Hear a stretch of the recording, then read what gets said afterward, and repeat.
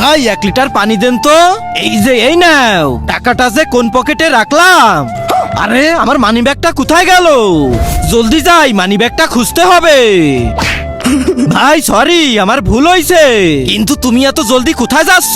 ভাই ওই যে আমি পানি কিনতে গেছিলাম, কিন্তু পানি নেওয়ার পর পকেটে হাত দিয়ে দেখি আমার মানি ব্যাগটা নাই। আরে তা তুমি এত চিন্তা করছো কেন? যাও আল্লাহর ঘরে যে তার কাছে সাহায্য চাও। হ্যাঁ ভাই, আমি এখনই যাচ্ছি।